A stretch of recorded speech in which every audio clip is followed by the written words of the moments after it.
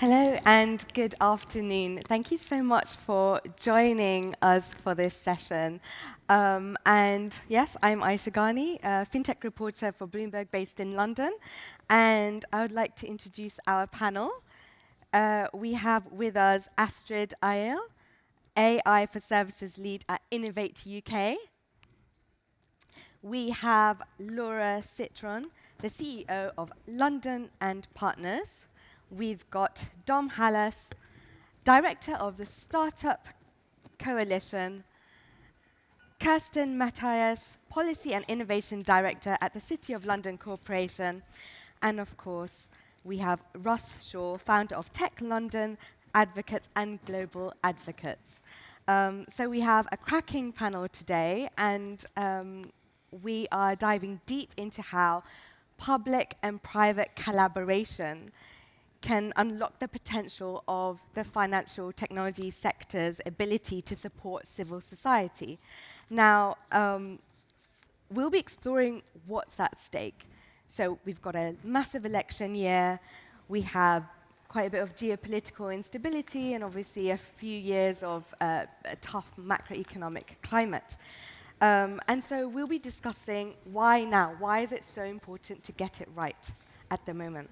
So I thought we'd kick off with our first section on what needs to change. And I thought it would be great to explore with you, Astrid, what is the view of the startup founders and fintechs that you speak with? Well, I think the private investment landscape is really tough at the moment. We're seeing an increase of fintechs asking us for personal introductions and seeking alternative ways of funding. In our latest Innovate UK funding competition, which targeted specifically professional and financial services, we were oversubscribed by 8-fold, and we had to decline high-quality proposals. That's quite extraordinary. Yeah. So what happened to them? Well, they have to seek other ways of funding. That's really, really tough. And Dom, of course, you speak to founders all the time as well. And I'd love to hear a concrete example and something that you've done a lot of work on and something I've written about in terms of like how this is manifested in some of the challenges. Yeah, sure. I mean, like Astrid said, it's a really tricky landscape, so investment's down significantly, 54% down in 2023, and then it's not looking great in 24 either. But the thing, the other thing is the sort of bread and butter issues that build these ecosystems, whether it's investment or things like R&D tax credits, which we've done a ton of work on, and which has been a really key program for supporting companies, is falling apart at the seams, right? So when we think about sort of public-private collaboration, it's like, how do we effectively, from a private organization perspective and the people who frankly kick government a bit to get things done, make sure those programs are working as effectively as they can to be able to support founders as they're growing businesses. And can you tell us a bit about the R&D tax credit and some of the challenges? Yeah, absolutely. I'm happy to. So I think there's sort of a couple things. The first is, this scheme the generosity of the scheme was cut by about 40% 2 years ago after Kwasi Kwarteng blew up the economy. And then, since that time, there's been a gradual sort of rowing back of that process and a gradual improvement of the scheme. But what we're really seeing actually is not necessarily the policy being wrong, even though there are challenges there, it's the implementation being wrong. And I think that's where we see consistently these challenges at the moment, is not necessarily that government and the public sector isn't trying to support the companies through policy changes, but the delivery side of government, as we're seeing elsewhere in the public sector and people are experiencing day to day and things like the NHS, isn't quite there. So whether that's R&D tax credits where people are having long delays in getting their funding, or struggling with HMRC trying to claw back money that they've already dished out, or also in things like immigration where you're seeing substantial delays as well because the Home Office can't administer the system properly. We're consistently seeing these challenges where that collaboration requires quality work from everyone involved, and that's sort of getting quite frustrating for companies. I think one of the most surprising things for me when I was working on that story last year was how some of the startup founders were actually having to get loans in order to plug that gap, and I think a lot of people will be quite surprised about that. Crazy. I think I'd love to hear from you, Laura, in the last few years, when you speak to founders or investors and other stakeholders, what has shifted in terms of like the draw towards London? How have things changed for FinTech? Because when I first started reporting on this, everyone would say, regulation's great, the talent is there. So I'd love to hear how things may have shifted. So it's a great question. The market has certainly becoming more competitive. We're seeing particularly cities like Dubai and Singapore really growing as centres, not just for FinTech, but for tech more broadly. Having said that, London's fundamentals remain strong. And if we look at London as a FinTech centre, it remains the global FinTech centre. But we're not complacent, we don't rest on our laurels. Others have spoken about, and I'm sure we'll talk more about the challenges with raising investment. But actually, interestingly, in the latest scale-up survey in the UK, the number one issue that was raised wasn't actually funding, but it's access to market, both internationally and domestically, access to corporates. And we can come back to some of the work that we're doing on trying to shift the buying behaviours of the large financial institutions to make them more open to partnering with startups and scale-ups. And that's really fundamental to London's competitive advantage. Because why do FinTech businesses set up here, and why do they expand here? Because of talent, yes, because of regulation, sometimes to raise, but because it is one of the world's largest clusters of large financial institutions, and people want to sell to them. But if they're not porous, that appeal goes very quickly. But we can have a real competitive advantage, and we have a real competitive advantage in that our ecosystems are open and accessible and porous, and people can come from all over the world and partner with our large financial institutions. And that's the way that we grow, certainly our B2B FinTech businesses. And that also certainly chimes with some of the things that we were hearing from the CEOs earlier upstairs. And Kerstin, I'm very keen to hear about what are some of the main differences that you'd say between the way that the private and public sectors view FinTech growth? Yeah, let's maybe start with what we have in common before we go to where we differ. And I think one of the big advantages of the UK and why we have that amazing FinTech ecosystem here is actually because there is agreement between the public and private sector that it's really important for the wider economy and the wider public goods we're looking to deliver. Coming back to the wider question we're looking to answer here today. So that's really great. That's a really strong advantage. We have that buy-in at the high level. We heard from the city minister earlier. We're going to hear from Tudor Sadiq later. She will, I'm sure, tell us exactly the same thing. So that's a really strong foundation to build on. But unfortunately, that's not quite enough. So it's great to have an innovation team in a regulator, but that mindset needs to be mainstreamed. We need to see that mindset across the public and the private sector, and unfortunately, we're just not seeing that. It's too patchy. There are too many delays. And that means in an increasingly competitive world where centers like Dubai, for instance, are looking to play an increasingly strong role, they can catch up, they can be quicker, they can mainstream that mindset, and then London is losing out. Now, maybe just to continue from this point, Russ, your colleagues have mentioned Dubai, Singapore, other places. Tell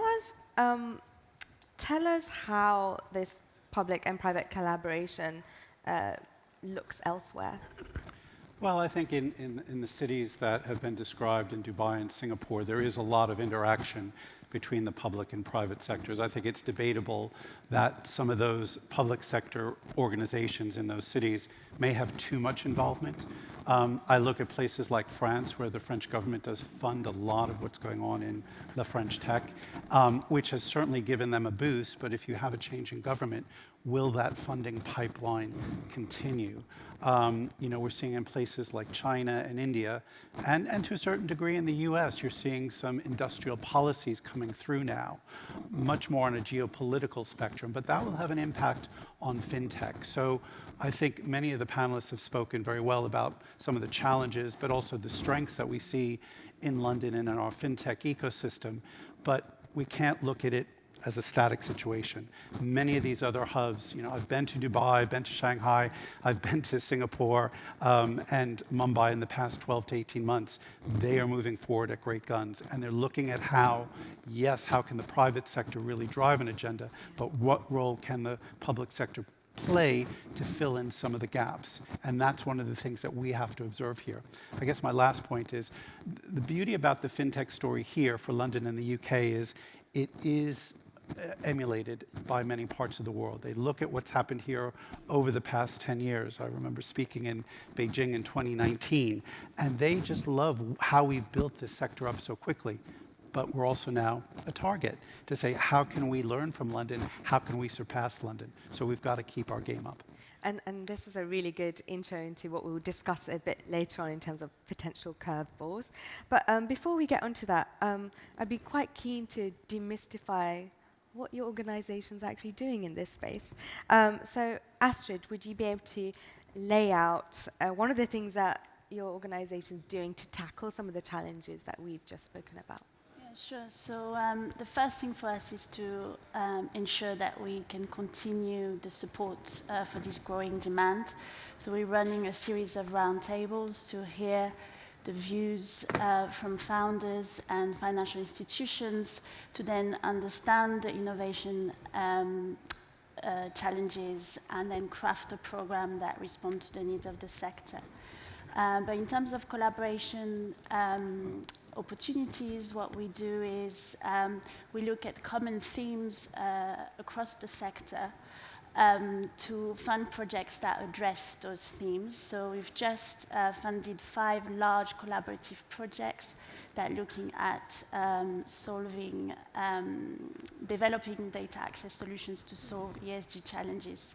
Then to go back to what Laura was saying about access to clients, there's also, I think, an opportunity to facilitate collaboration between startups and corporate financial institutions that have specific challenges. So we're running a FinTech matchmaking event at level 39 on the 14th of June as part of London Tech Week to connect those financial institutions with selected startups that have solutions to address those problems and make that first introduction that can be quite hard for FinTechs. And then finally, what we do as well is facilitate collaborations between the academia and businesses. And for that, we taking quite a novel approach in this program. We've taken the startup model, but we are using it to stimulate adoption of technology, which is something that we haven't talked about. But there's the development of technology, but there's also ensuring that it's actually adopted by firms. And the University of Bristol is launching their Future Finance program in a couple of days that is going to help those financial firms adopt technology. Thank you so much for sharing all those initiatives. You just mentioned Bristol there, but I'd love to hear from you. Laura, how can we take what's happening in the capital and export that across the UK? Because FinTech's for the whole of the country, I guess. So. Absolutely. I'll just share a few things on what we're doing in London and then on the rest of the UK. So London and Partners is the business growth agency for the city, and we very much see growth as a team sport. So it's fantastic to be on a panel and surrounded by many of the partners that we work with. And in the FinTech space, we have, whether it's Innovate Finance, City of London, City UK, our fantastic tech advocates, both Dom and Russ here, government at all levels. So we really focus on playing our part on how do we build a thriving FinTech ecosystem in London. And we do that in 3 key ways. Bringing the most exciting FinTechs from around the world to expand and set up operations in London.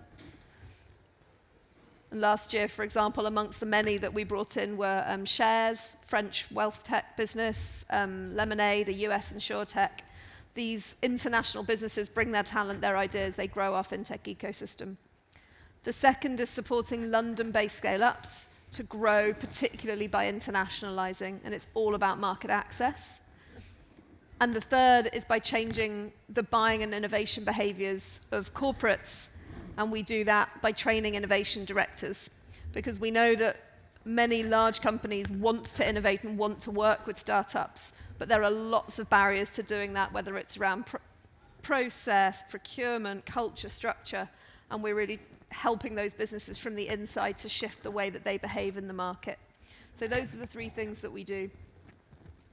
It's brilliant to see fintech hubs and clusters really thriving across the UK, whether it's Leeds, Edinburgh, Bristol, Birmingham, Manchester, and we fully support that. We need to see London and London's strengths as an asset and not a threat to the rest of the UK. We have in London the leading or one of the leading clusters of capital and clients in the world, and any fintech startup would give their right arm to be within a couple of hours train journey from that. And in fact, we help dozens of European entrepreneurs access London's capital and customers, and they don't feel any shame in coming to London to raise or to pitch. But what we must do is be pragmatic about the clustering logic. We know that capital pools, it becomes more effective. We don't need to tell this room of people who work in finance that. What we all need to do is to make London's capital and customers more accessible to startups across the UK, not try to move the capital, because that is trying to push water up a hill. And we are really leaning into that and working in close partnership with our partners in regions and nations across the UK. So, for example, at the moment, businesses in the West Midlands and Scotland also take part in Grow London Global, our flagship scale-up programme. So they are tapping in to that capital and those customers and that talent in London and using London as a global springboard. I think that's really powerful, but we would really welcome businesses from other parts of the UK to do the same. I mean, I'm working a story about this at the moment, and we know, I mean, Innovate Finance has said like 95% of the fintech funding is in London. Now, obviously, some of these companies have headquarters elsewhere. Klarna's got an office in Manchester, as does Starling. But that's definitely something I'd love to explore a bit more later.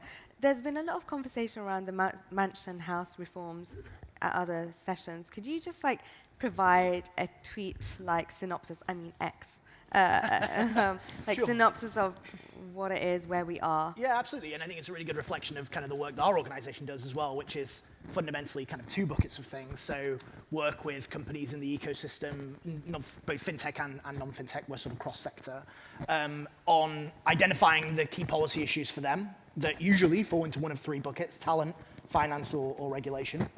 And then build oven-ready policies that you can hand to policymakers who all come here, and especially in an election year, will say very nice things about how everyone here is great and they really want to support it. And how do they turn that into the tangible policies and the sort of levers they need to pull to actually do those things, and then build the campaigns and push government to hold their feet to the fire, to lobby, to cajole, to complain about, in many cases, far too many cases, frankly, to be able to achieve that change. And the Mansion House reforms is a really good example of how do we fundamentally unlock this huge pool of capital that we know is sort of there and not being deployed into the kind of innovative companies that will be in this room. And what journey do we need to go on? And it's fine for us to sort of complain about that, and we frequently do. But the reality is actually it's quite complicated and technical work about the regulations around the way in which pension funds are structured, the journey that the sort of risk balancing that needs to be required. And so what we have now is a commitment from a series of funds, which is really great, and the Compact, and then a bunch of venture capital funds that are also working through the BVCA and others to engage with that process. But what we really need is a proper roadmap and a clarity of like when that money is going to be deployed. So ministers and others are saying that this 75 billion is there. It's not there, right? It's like, I hate to break it to you, it's yet to be deployed. Okay. So it's like until the money's in the bank, the reality is that it's a huge challenge. And so the question for the ecosystem now is, how do you continue to drag people down that path, take people on that journey, and ensure that they actually deploy the cash? Thank you. So we are running out of time, so I do want to speed through a few more questions. So a bit of a challenge for the lovely panelists here. Russ, are we collaborating enough then? Oh, I think we definitely are collaborating enough. I mean, you've heard great examples of the work that Dom's doing, that Laura's doing, and many others in our ecosystem. And I mean, there are two really good examples recently. It's just over a year ago that Silicon Valley Bank in the UK collapsed. Some of you may have been on that wonderful WhatsApp group that I was in and others here were involved with to try and really bring the sector together to make sure that we didn't lose so many startups and investors through the closing of Silicon Valley Bank. It's an incredible 48-hour period. When I travel around the world, people ask me about that all of the time. They were so impressed with what they've seen. And then earlier this year, there was another issue that came up with the government ruling about the definition of a sophisticated investor. And again, many of us were involved in that community, in that WhatsApp group, to put a lot of pressure back on the government to say that rule would have a detrimental effect to women, to female founders, and also to people of color in terms of how they go about raising money and how you define what an investor is. The government acknowledged that and basically said, we hear you, we will look at making a change to that rule and do a better job on consultation.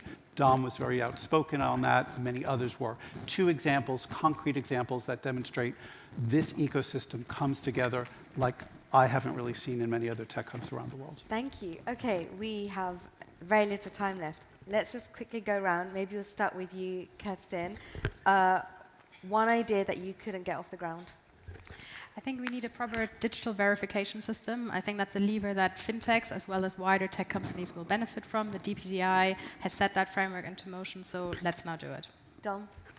So I think we need a story for the ecosystem that goes beyond a sort of, we're all going upwards and to the right, and what's the real narrative and the journey that we're taking people on in the country, and then a set of policies that help to do it.